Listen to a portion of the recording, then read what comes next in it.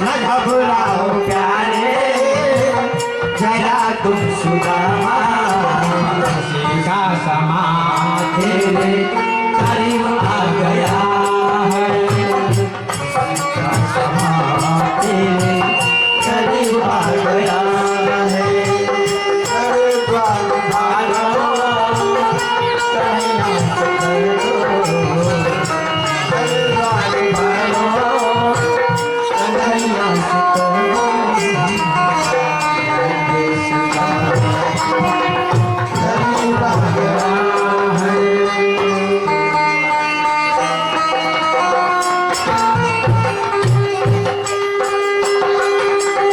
संभाल कराइए।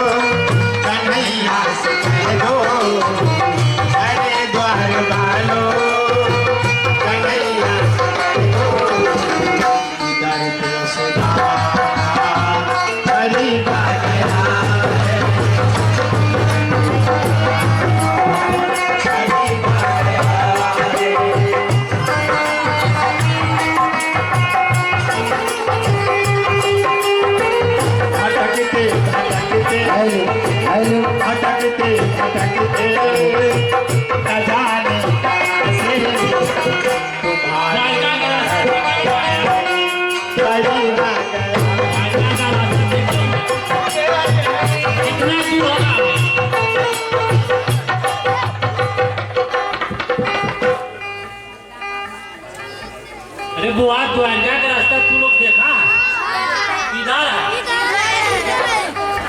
अभी कितना दूर होगा?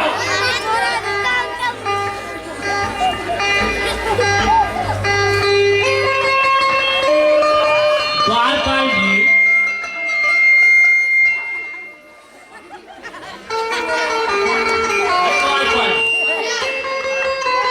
कृष्ण से कह दो हमारा मन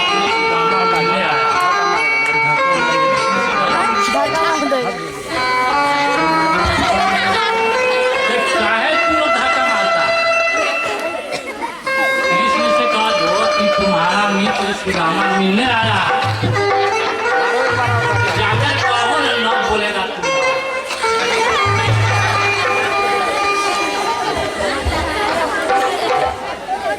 बहुत द्वारपाल एक कागज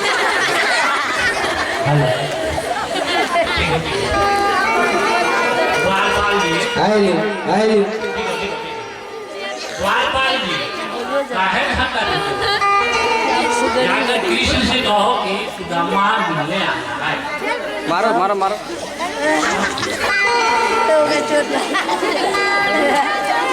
बोलो ना। अरे कौन से मारो काका भाई कौन से मारो बोलना चाहिए।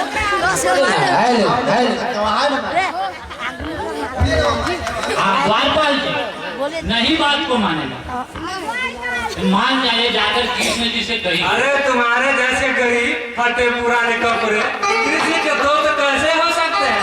गरीबी अमीर तो पूरा दुनिया है। बहुत अच्छा।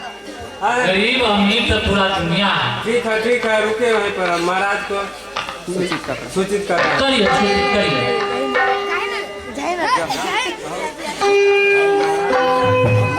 महाराज सुदामा जी आए हैं। सुदामा आए हैं। दौड़िए दौड़िए दौड़िए दौड़िए।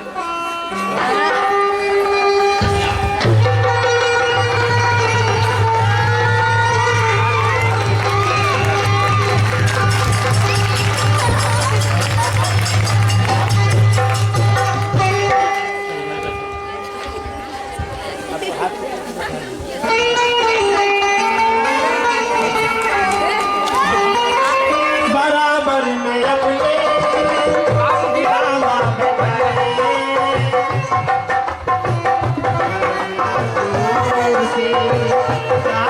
बैठना नहीं आपको, बैठना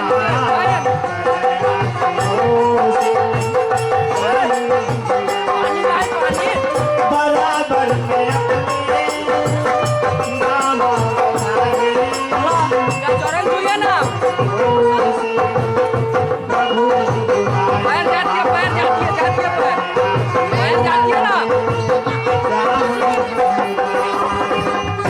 बाबूरा हो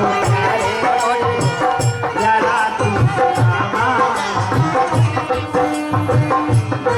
आपको बैठना नहीं है, कुछ चाहिए।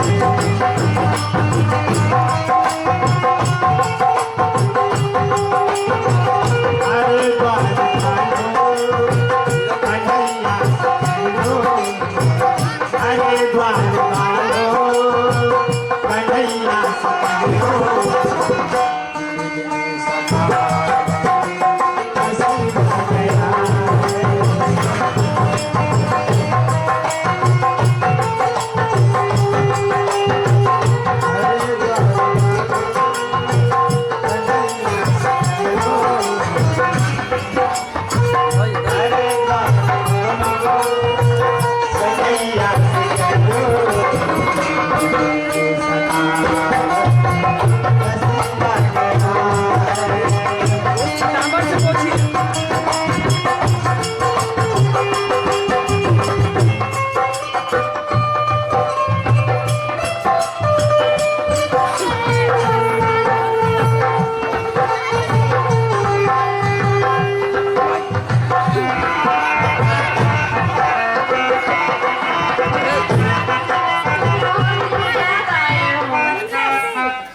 बोलिए। मित्र हाँ, तुम बहुत दिन बाद आए हो।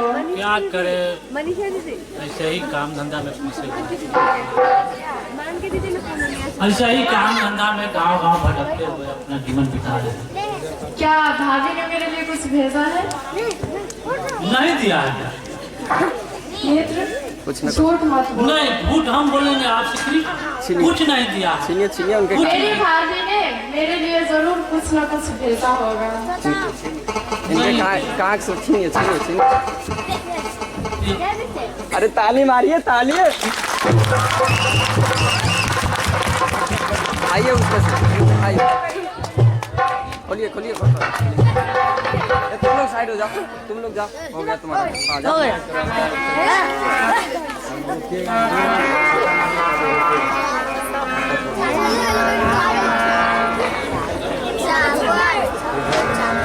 रुकमानी जी को दीजिए मोबाइल, ये दीजिए ना, वो ये दीजिए ना माइक। पहले 2 मुट्ठी खाने दीजिए, उसके बाद पकड़िएगा हाथ। 2 मुट्ठी चावल भगवान खाते हैं और कहते हैं बड़ा स्वाद आ रहा है। मेरी भाभी ने कितना अच्छा सौगात भेजा है मेरे लिए। से मक्की फोड़े। जब 2 मुट्ठी खाते हैं तो 2 लोग का धन दे देते हैं सुदामा जी को। 3 लोग के मालिक थे। रुक्मिणी जी वहीं खड़ी थी। बैठ के खाइए ना। ये तो कंगाल बन जाएंगे और सुदामा को द्वारिकाधीश बना देंगे और अपने कंगाल हो जाएंगे। इसलिए रुक्मिणी जी ने उनका हाथ पकड़ लिया। बस बस स्वामी हो गया। 2 मुट्ठी खाइए। एक बार और खाइए। 2 1 एक और एक बार और हाथ पकड़िए। नहीं स्वामी, आप सब कुछ अपने दोस्त, अपने मित्र सुदामा को दे दीजिएगा। अपने लिए भी कुछ रख लीजिए, नहीं तो भिखारी हो जाइएगा। भिखारी हो जाइए।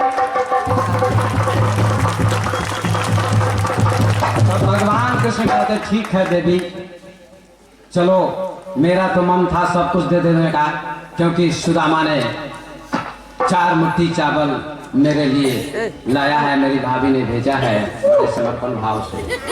हटो ना यार। लेकिन एक लोग का रंग मैं रख लेता हूँ। चलिए लगाइए।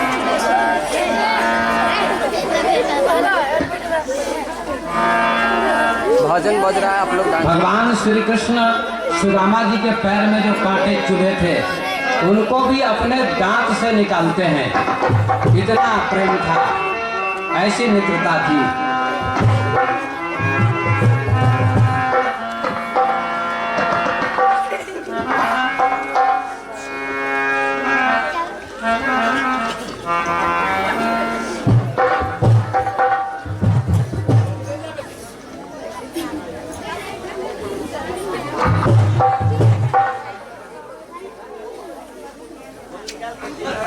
नरोत्तम कवि ने लिखा है,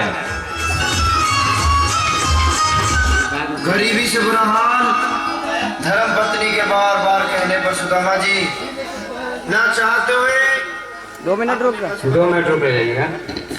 नरोत्तम कवि ने लिखा है, सुदामा की दयनीय दशा को देखकर भगवान कृष्ण की आंखों में आंसू आ गए और आंसुओं के जल से ही उनके चरण धुल गए। सुदामा के चरण भगवान श्री कृष्ण ने आंखों के आंसुओं से धोए और कहते हैं, ऐसे भी हाल अभिभाइन को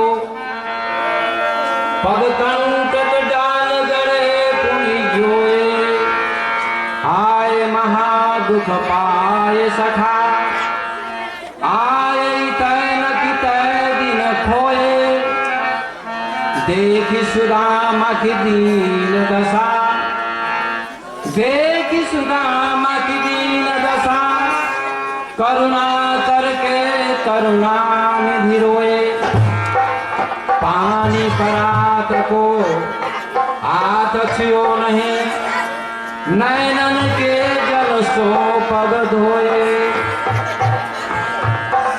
और भगवान ने आसन पर बिठाया और समाचार पूछा, क्या समाचार है तुम्हारा? कहा तुम सब जानते हो, बताने की जरूरत नहीं है। उनको भोजन कराया गया और फिर आसन पर बिठाया गया। सुदामा जी ने पूछा, उनकी सब पत्नियां खड़ी थी सुदामा जी के स्वागत में। सुदामा जी ने कहा, ये सब कौन है जो खड़ी है? तुम्हारा विवाह हो गया? कहा हो गया। तो निमंत्रण नहीं दिया? बाल सखा को तुमने निमंत्रित नहीं किया? अच्छा नहीं किया। ये सब कौन खड़ी है? कहा ये सब टोटल मेरी पत्नियां खड़ी हैं। ये सब कितनी हैं? बहुत दिखाई पड़ती हैं। सुदामा जी कहते हैं, मत पूछो, बहुत ज्यादा है, 16,108 हैं। अरे इतने विवाह तुम्हारे हुए और तुमने कभी निमंत्रण भी नहीं दिया। भगवान कृष्ण ने कहा कि आनन फानन में सारे विवाह हुए हैं, जल्दी जल्दी में सारे विवाह हुए हैं। कोई योजना बना के विवाह हमारे नहीं हुए। किसी का हरण करना पड़ा तो किसी को कारागार से मुक्त करना पड़ा। इस प्रकार से हमारे विवाह हो, तो हम क्या करें? इसलिए आपको मैंने निमंत्रण नहीं दिया। सुदामा जी ने कहा ठीक है, कोई बात नहीं। 2-4 दिन सुदामा जी रहे और कहते अब मैं चलता हूँ, क्योंकि मेरे बच्चे भूखे हैं, मेरी पत्नी रोती होगी, अब जाने की आज्ञा दो। भगवान ने सुदामा जी को अपना पीताम्बर पहना दिया था, लो मेरा पीताम्बर पहन लो। जब सुदामा जी चलने लगते हैं तो भगवान कहते हैं, सुदामा जी मेरा जो पीताम्बर आपने पहन रखा है वो भी हमको दे दीजिए। सुदामा जी ने कहा, राम राम राम राम, मैंने सोचा था ये 3 लोग का मालिक है, जो पीताम्बर दिया था ये भी छीन रहा है, ये देगा क्या मुझे? मेरी पत्नी को कहा था, मेरी पत्नी ने चाहिए, कुछ न कुछ भगवान जरूर देंगे, खाली हाथ लौटने नहीं देंगे। लेकिन इसने तो मेरा पीताम्बर भी छीन लिया जो दिया था, दिया हुआ पीताम्बर छीन लिया तो क्या देगा? लेकिन भगवान कह के नहीं देते। कहते हैं ना, भगवान देते हैं तो छप्पड़ आगे देते हैं। आपकी कृपा से सब काम हो रहा है, आपकी कृपा से सब काम हो रहा है। करते हो तुम कन्हैया, करते हो तुम कन्हैया, मेरा नाम हो रहा है। आपकी कृपा से सब काम हो रहा है, आपकी कृपा से सब काम हो रहा है। करते हो तुम कन्हैया, मेरा नाम हो रहा है। करते हो तुम कन्हैया, मेरा नाम हो रहा है। करते हो तुम कन्हैया, मेरा नाम हो रहा है। आपकी कृपा से सब काम हो रहा है, आपकी कृपा से सब काम हो रहा है।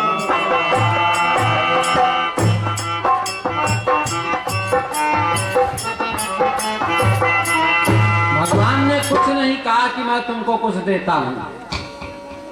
आपकी कृपा से सब काम हो रहा है।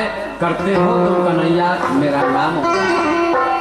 सुदामा जी को 2 लोक की संपत्ति दे दी थी। सुदामा जी का महल बन चुका था। भगवान इसलिए कुछ नहीं बोले, कहा जाओ जल्दी जाओ, जल्दी जाओ, समय ज्यादा हो गया। सुदामा जी जाते हैं अपने महल के निकट। तो पहले तो झोपड़ी थी, अब महल खड़ा है। आश्चर्य लगा, पत्नी के सुंदर वस्त्र हैं, बच्चों के सुंदर वस्त्र हैं, सब कुछ बदल चुका है। पत्नी खड़ी है, सुदामा जी पहचान नहीं रहे हैं। कहते हैं तुम कौन हो?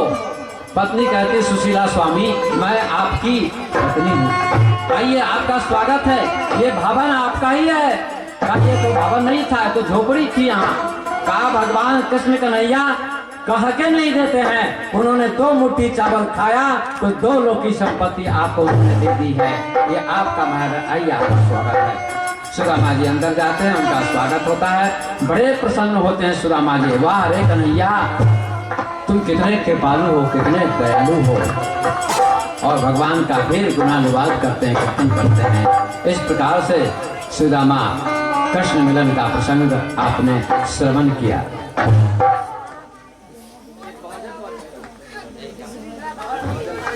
ठीक है।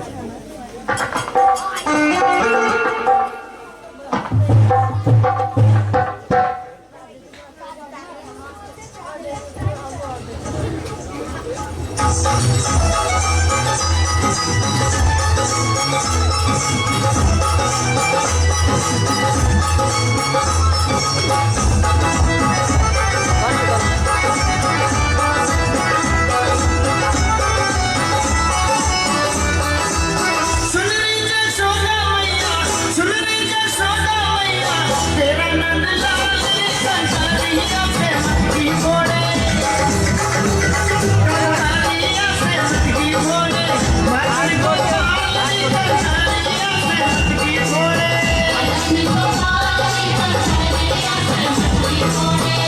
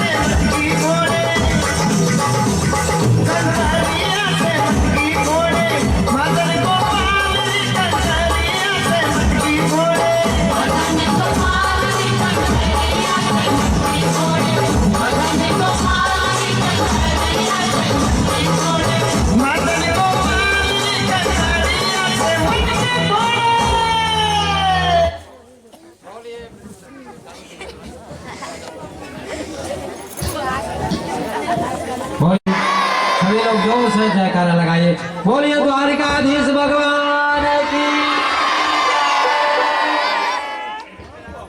अभी आपने संक्षिप्त में सुदामा कृष्ण मिलन का प्रसंग सुना।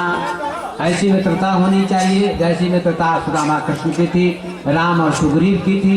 ऐसी मित्रता हमारी होनी चाहिए, आपकी होनी चाहिए। इसी का नाम मित्रता है। परिस्थिति में, दुख में, कष्ट में मित्र का सहयोग करना चाहिए। अब अंतिम प्रसंग है, इसके बाद कथा का समापन होगा। सुखदेव जी का अंतिम उपदेश परीक्षित के लिए होता है। आज 7वां दिन है। 88,000 ऋषि मुनि बैठे हुए थे कथा में। सर्प आ रहा है परीक्षित को डंक मारने। इसके पूर्व भगवान श्री कृष्ण, बलराम जी सबने धराधाम का त्याग कर दिया। धरती पर धर्म की स्थापना की, राक्षसों का संहार किया और धर्म की स्थापना उन्होंने की। गीता में भगवान ने कहा है, यदा यदा ही धर्मस्य ग्लानिर्भवति भारत अभिद्धानम् अधर्मस्य तदात्मानं सृजाम्यहम् परित्राणाय साधूनां विनाशाय च दुष्कृतां धर्म संस्थापनार्थाय संभवामि युगे युगे। धर्म की स्थापना के लिए युग युग में मेरा अवतरण होता है। इसलिए भगवान ने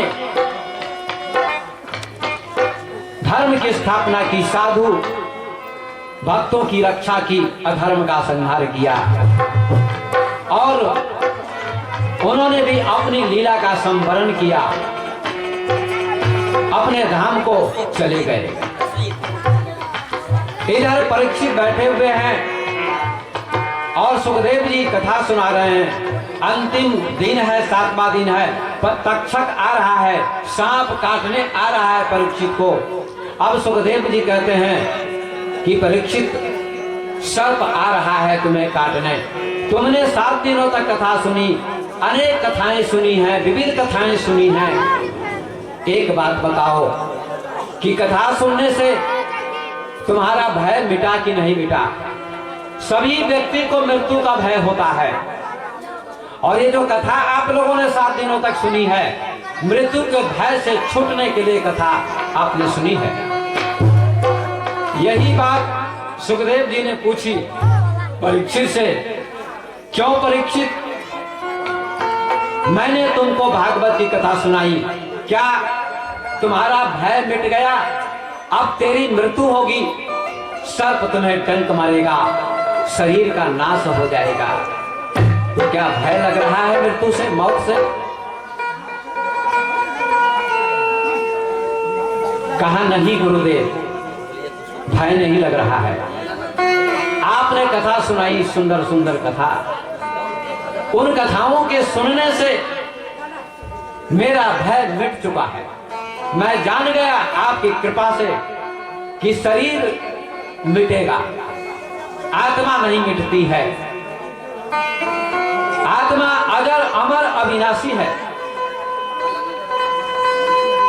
जैसे मनुष्य पुराने वस्त्र को छोड़कर नया वस्त्र धारण करता है, ऐसे ही ये जीवात्मा भी पुराने शरीर को छोड़कर नया शरीर धारण करती है। ऐसा मुझे ज्ञान हो गया गुरुदेव, आपकी कृपा से। सब ऋषि मुनि चले गए, केवल सुखदेव जी रह गए। अब सुखदेव जी भी जा रहे हैं। आज सभी लोग, अंतिम समापन है। अब हम 5 मिनट में समापन करते हैं इसी प्रसंग को कह के। कोई भी बिना प्रसाद लिए और आरती लिए आप नहीं जाइए, तो कोई भी कथा का फल नहीं मिलेगा आपको। तो आइए बंधुओं, सुखदेव जी कहते हैं परीक्षित, अब मैं जा रहा हूं तुमको छोड़कर। परीक्षित रोने लगे, नहीं गुरुदेव आप नहीं जाइए। परीक्षित जी से सुखदेव जी कहते हैं, हे परीक्षित, जब तक मैं रहूंगा तब तक सर्प तुम्हें डंक नहीं मार सकता है। मुझ में वो तेज है, ओज है, वो योग बल है जिसके कारण सर्प लौट जाएगा। लेकिन श्राप मिथ्या नहीं होना चाहिए, इसलिए मैं अब जाना चाहता हूं। अब भगवान का ध्यान करो, सर्प आएगा, शरीर में डंक मारेगा, तुम्हारी आत्मा परमात्मा में मिल जाएगी। मैं ऐसा आशीर्वाद देता हूँ। फिर भी परीक्षित कहते हैं, मैं आपके जाने के वियोग में रो रहा हूँ, मौत के लिए नहीं रो रहा हूँ। तो परीक्षित कहते हैं, सभी को ये उपदेश मिलता है, एक छोटा सा 2 मिनट का भजन गाते हैं, अंतिम क्षण का भजन है, मृत्यु के क्षण का भजन है। हम लोग गाएं, साथ साथ भाव में डूबे। अभी हंसने का समय नहीं, जाने दीजिए मतलब। रामा भाजो सकल भरमा तेजो। रामा भाजो सकल भरमा तेजो। रामा भाजो सकल भरमा तेजो। रामा भाजो सकल भरमा तेजो। किया हो मोरे रामा, किया हो मोरे रामा, कौने बड़ैया पिंजड़ा उड़े हम हो राम। किया हो मोरे रामा, किया हो मोरे रामा, कौने बड़ैया पिंजड़ा रामा भाजू सकल भरमा तेजो। रामा भाजू सकल भरमा तेजो। किया हो मोरे रामा, किया हो मोरे रामा, कौने बड़ैया पिंजड़ा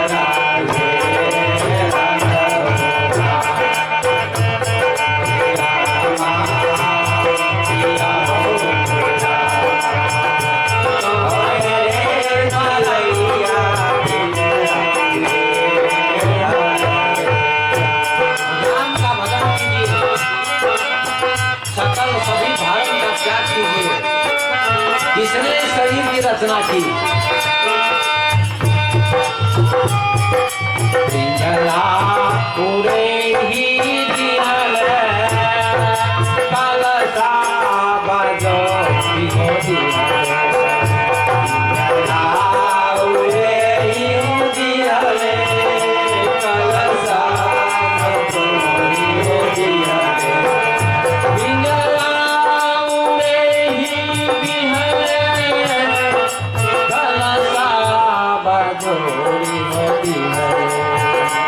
पिंजरा उड़े ही दिहले कलसा बजोरी हो दिहले। किया हो मोरे रामा, किया हो मोरे रामा, पिंजरा भीतर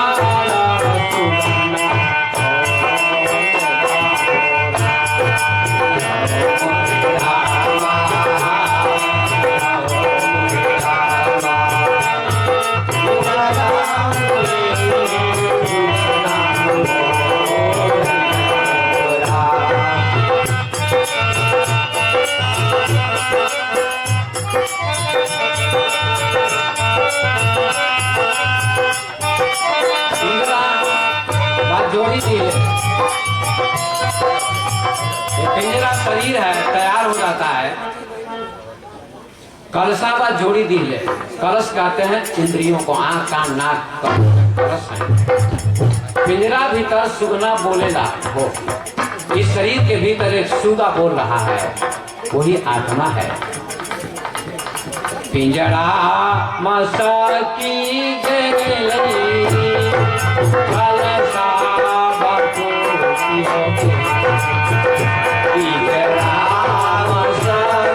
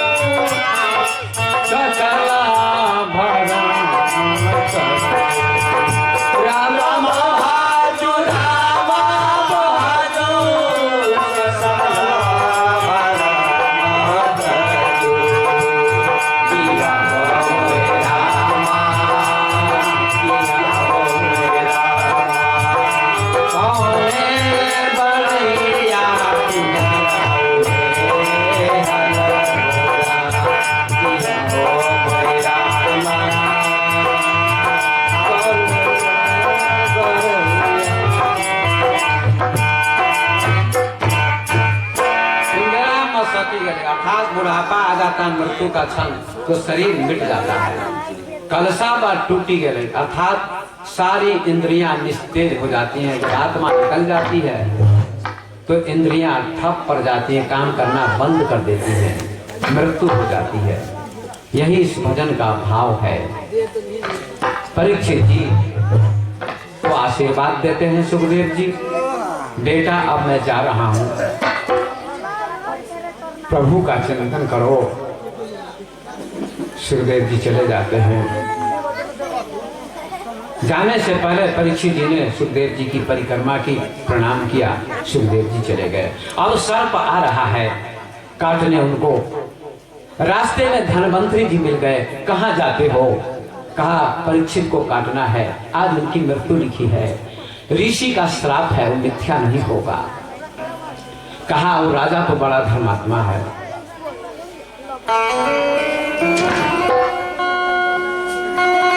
वो प्रजा का पालन करते थे, धर्म पर चलते थे,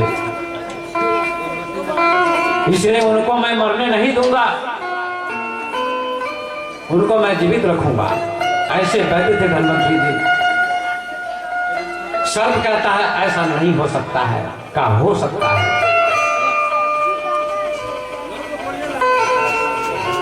सर्प भी ब्राह्मण के रूप में था और धनवंतरी भी ब्राह्मण के रूप में थे। दोनों में संवाद होता है।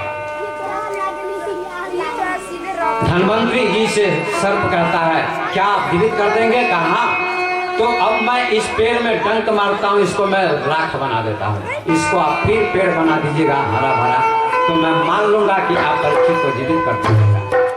सर्प बन गया वो ब्राह्मण, सर्प ही था जो ब्राह्मण बना था, फिर सर्प बन गया।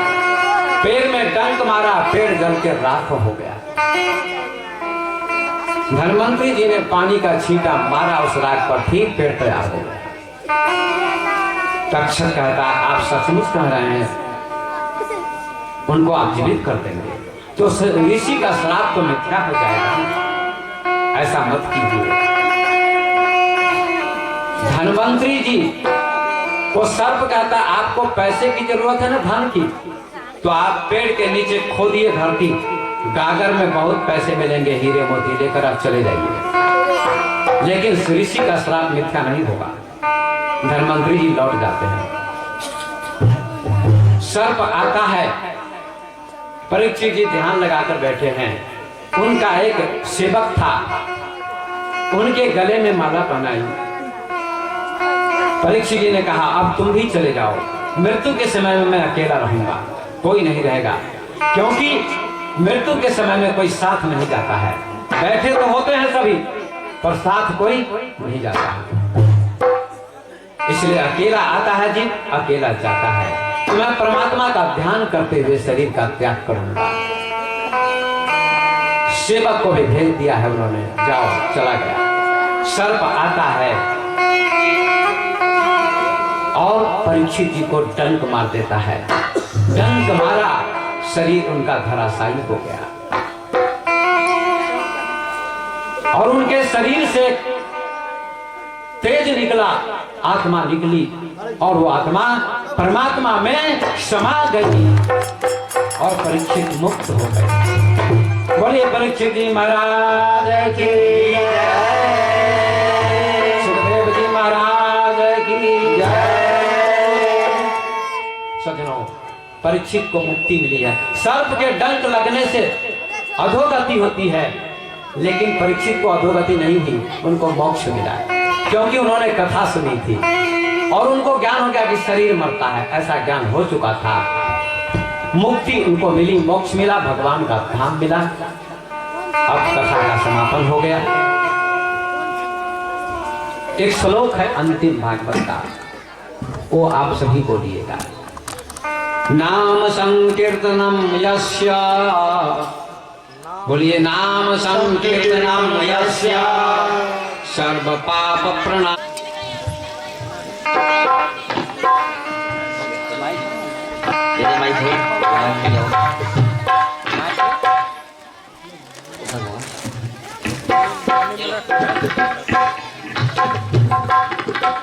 चलिए ये भागवत भगवान की है आरती, भक्तियों को भाव से है तारती। ये भागवत भगवान की है आरती, भक्तियों को भाव से है तारती। आरती है आरती, भक्तियों को भाव से है तारती। यह शांति गीत पावन पुनीत सापों को मिटाने वाला, हरिदर्श दिखाने वाला, हरिदर्श दिखाने वाला। है सुख करनी है दुख हरनी, मधुसूदन की आरती, कपियों को भाव से है तारती। श्री भागवत भगवान की है आरती, कपियों को भाव से है तारती। भागवत भगवान की है आरती, कपियों को भाव से है तारती।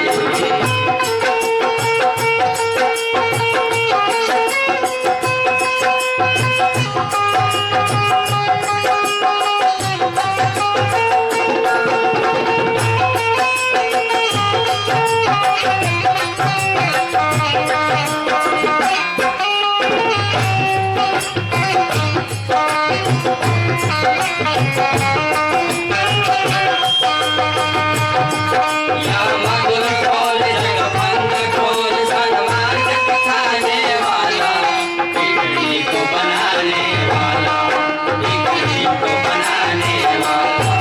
श्री राम यही घनश्याम यही, हे प्रभु महिमा की आरती, कवियों को पाप से है तारती। श्री भागवत भगवान की है आरती, कवियों को पाप से है तारती।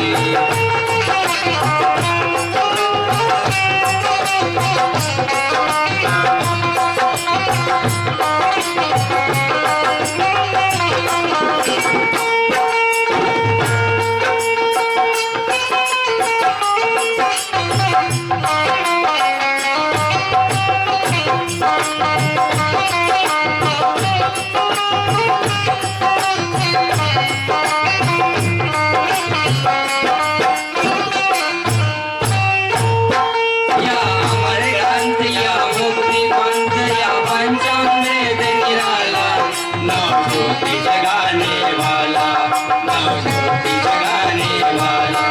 हरि नाम यही, हरि नाम यही, हे जग मंगल की आरती, कवियों को पाप से है तारती। श्री भागवत भगवान की है आरती, कवियों को पाप से है तारती। श्री भागवत भगवान की है आरती, कवियों को पाप से है तारती। श्री भागवत भगवान की है आरती, कवियों को पाप से है तारती। त्वमेव माता च पिता त्वमेव, त्वमेव बन्धुश्च सखा त्वमेव, त्वमेव विद्या द्रविणं त्वमेव, त्वमेव सर्वं मम देव देव। सर्वे भवन्तु सुखिनः, सर्वे सन्तु निरामयाः, सर्वे भद्राणि पश्यन्तु, मा कश्चित् दुःखभाग् भवेत्। ओम शांति शांति शांति। बोलिए द्वारिकाधीश भगवान की जय, बांके बिहारी लाल की जय, वृंदावन बिहारी लाल की जय, भागवत महापुराण की जय।